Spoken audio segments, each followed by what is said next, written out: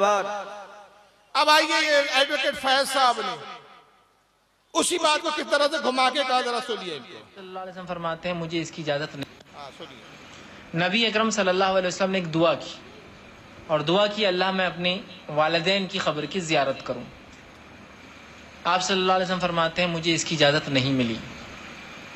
उसके बाद आप एक मरतबा फजर पढ़े और सहाबा को जमा किया और कहा अब तुम खबरों की जियारत किया करो। मैंने अल्लाह से पहले दुआ की थी, खबर की जियारत की अपने वालिदैन की, मुझे इजाज़त नहीं मिली, लेकिन अब मुझे इजाज़त मिल गई है, लिहाजा इबरत हासिल करने के लिए खबरों की जियारत किया करो। इस हदीस से कई बातें पता चलती। पहली बात, मुस्लिम और गैर मुस्लिम दोनों की खबरों की जियारत हो सकती है। रोक रहा हूं मैं, ये इतना बड़ा जाहिल जमाना है, कैसे कैसे पैदा हो गए नमूने अल्लाह जाने, हैरानी होती है। पैदा हुआ वहाबी तो इब्लीस ने कहा लो आज हम भी साहिब औलाद हो गए। दावे हदीस दानी के हदीसों को तो ऐसा ममोड़ते, खुदा की कसम, शर्म नबी खौफे खुदा ये भी नहीं वो भी नहीं। कहते हैं अल्लाह के रसूल सल्लल्लाहु अलैहि वसल्लम हदीस सुना रहे कि हुजूर सल्लल्लाहु अलैहि वसल्लम ने अल्लाह से अपने वालिदैन की कब्र की ज़ियारत की इजाजत मांगी। अल्लाह ने पहले इजाजत नहीं दी, बाद में फिर इजाजत दे दी।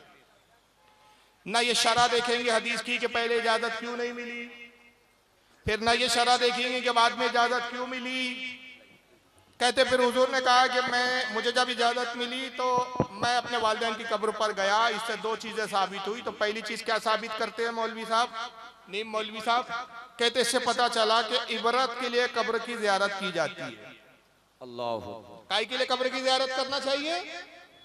इबरत हासिल करने के लिए। जनाबे आली ये तुम्हारा बातिल अकीदा होगा कि तुम बुजुर्गान दीन की भी जियारत अव्वल तो कब्र की जियारत करते ही नहीं। कभी कभार अगर चले भी जाते होंगे तो ये किस नजरिए से जाते होंगे? माज़अल्लाह इबरत के लिए।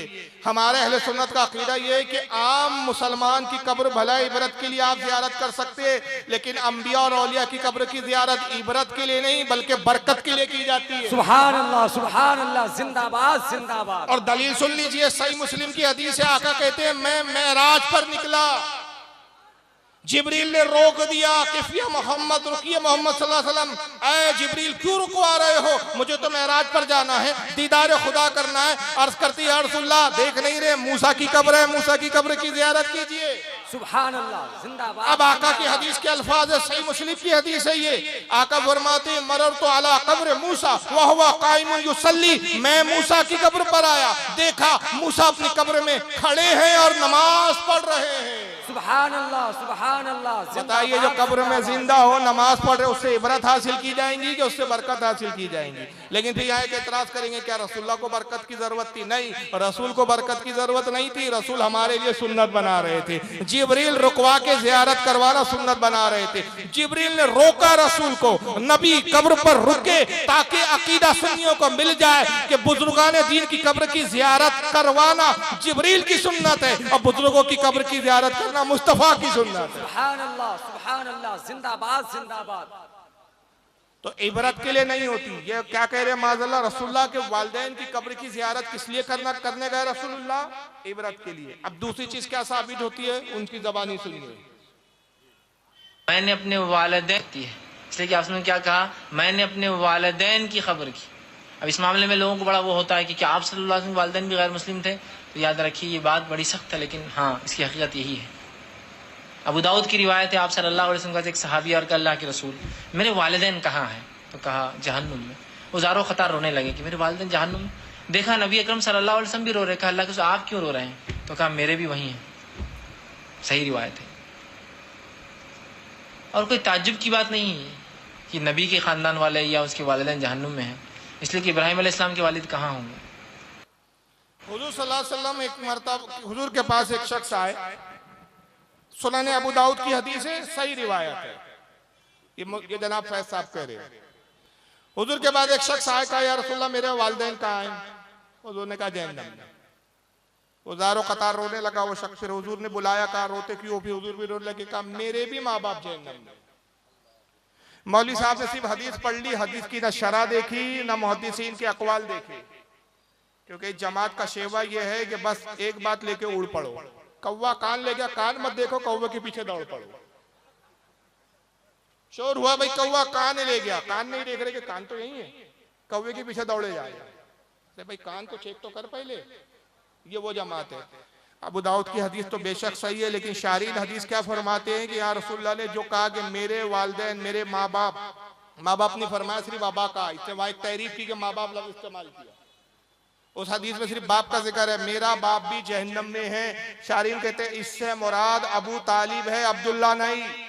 सुभान अल्लाह। वजह ये कि अरब में चचा को भी बाप कहने का रिवाज था। फिर हुजूर की दूसरी खुद हदीस है, हुजूर फरमाते चचा बाप के मिसल होता है।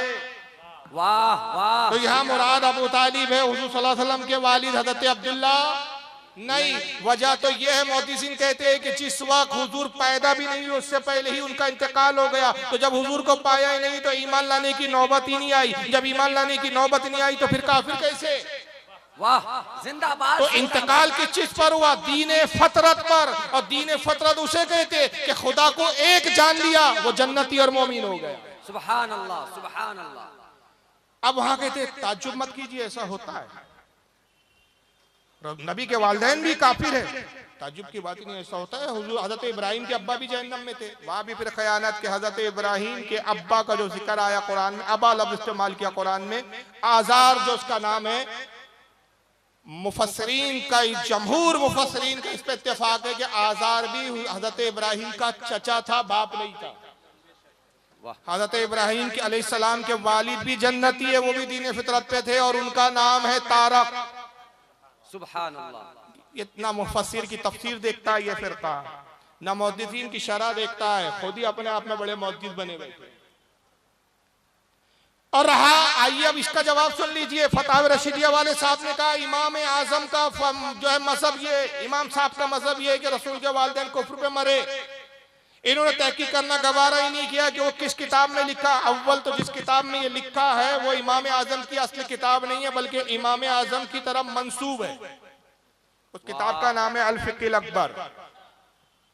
इमाम आजम की किताब मंसूब है। दूसरी चीज, चलो मंसूब भी नहीं, हम कहते उन्हीं की किताब भी मान लो, तो उसमें भी तुमने खयानत की। तहकीक के बाद साबित हुआ, मुल्ला अली कारी ने इसको वाजे किया शरह शिफा के अंदर, बाद के इमामों ने वाजे किया कि इमाम आजम ने लिखा इबारत कुछ था, इन बदअकीदा वहाबियों ने, उस जमाने के मुनाफिकीन ने, उस जमाने के खारजियों ने एक लफ्ज बढ़ाकर इबारत बदल दी। अल्लाह। ये शुरू के जमाने से चला रहा है किताबों में तहरीफ करना, और ये ऐसी ही जमात के लोग करते हैं। इमाम आजम की किताब की इबारत क्या थी? हजरत इमाम आजम अल फिक़्हिल अकबर में लिखते हैं कि वह वलदा रसूलुल्लाह सल्लल्लाहु अलैहि वसल्लम मा माता अलल कुफ्र। अब यहाँ एक ही लफ्ज है माँ माता अलल कुफ्र। माँ नफी के लिए आता है, तर्जमा ये हुआ कि रसूलुल्लाह के माँ और बाप हरगिज कुफ्र पर नहीं मरे।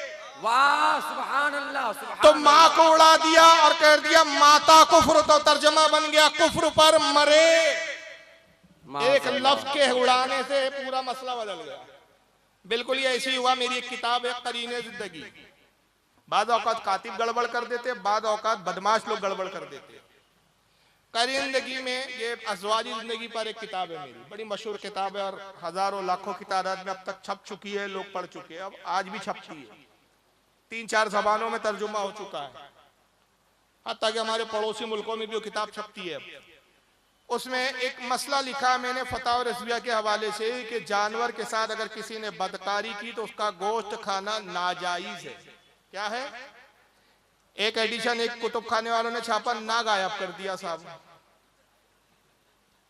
ना गायब हो गया। अब तर्जमा क्या हो गया? वो तर्जमा नहीं, मतलब उसका इबारत क्या बन गई? जो जानवर के साथ बदकारी की जाए उस जानवर का गोश्त खाना जायज। मुझे कई उलमा कराम के, मुफ्तियान कराम के फोन आने लगे, भाई क्या लिख दिया? मैंने देखा भाई सारे एडिशन में तो ना लिखा है, तो पता चला एक ही साहब ने कारस्तानी की थी। फिर बोला गया भाई इन्होंने ना या तो बदमाशी से हटाया है अल्लाह जाने, या कातिब से गलती हुई है। तो उसी तरह इमाम आजम की इबारत क्या थी? वह वलदा रसूलुल्लाह सल्लल्लाहु अलैहि वसल्लम, रसूलुल्लाह के वालिदैन माँ माता अलल कुफ्र, कुफ्र पर हरगिज नहीं मरे। बदमाशों ने माँ उड़ा दिया। और ये ना देखा कि कितने मुहद्दिसीन हैं जिन्होंने इमाम जो है इमाम आजम की इस इबारत पर भी जिक्र किया इमाम आजम के सही मौक़िफ़ को भी जाहिर किया कि वो रसूलुल्लाह के वालिदैन के ईमानी के कायल है। जैसा कि मैंने मुल्ला अली कारी का हवाला दिया, इमाम जलालुद्दीन सूती ने 6 रिसाले लिखे कि रसूलुल्लाह के वालिदैन मोमिन थे। आला हजरत ने खुद 2 या 3 किताबें लिखी। मैं सिर्फ 2 रिवायतें आपको सुना रहा हूँ और बात आगे बढ़ा दूंगा कि रसूलुल्लाह के वालिदैन, 2 भी नहीं, एक ही सुना रहा हूँ, वक्त बचाना है क्योंकि आगे बहुत लंबी मंजिल है मेरी। हज़रत अल्लामा इमाम इस्माइल हक़ी रहमतुल्लाह अलैह तफ़सीर रूहुल बयान के अंदर लिखते हैं कि हज़रत यूनुस अलैहिस्सलाम को मछली ने निगल लिया। आपको वाक़यात मालूम होंगे, तफसीलात ना मालूम हो तो उलमा से पूछ लीजिएगा कि आखिर आप मछली के पेट में क्यों गए।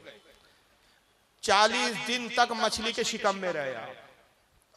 40 दिन के बाद अल्लाह के हुक्म से मछली ने हज़रत यूनुस को उगला।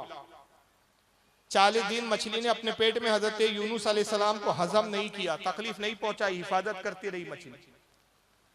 अल्लाह ताला ने मछली को मुखातिब किया और इरशाद फरमाया कि ऐ मछली, तू मेरे नबी को 40 दिन तक अपने शिकम में लेकर दरिया में घूमती रही, हिफाजत करती रही, बता इनाम क्या चाहती है। मछली ने बड़े अदब से अर्ज किया, मौला मैंने सुना है कि तेरे आखिरी नबी तमाम अंबिया के सरदार तशरीफ लाएंगे तो उनको जन्नत में एक नहर कौसर देगा, जो जन्नती उसका पानी से सैराब होंगे। ऐ रब्बे कदीर, अगर तू इनाम देना चाहता है कि मैंने तेरे नबी की हिफाजत की और 40 दिन पेट में रखा, तो इनाम ये चाहती हूँ कि मुझे जन्नत में नहर कौसर में डाल दे। इमाम इस्माइल हक़ी कहते हैं उस मछली को नहर कौसर में डाल दिया। ऐ अजीज गौर कर, जिस मछली के पेट में हजरत यूनुस 40 दिन रहे वो मछली जन्नत में जाती है। जिस शिकम में यूनुस के भी आका 9 माह रहे वो काफिरों के जहन्नम में कैसे जा सकती है।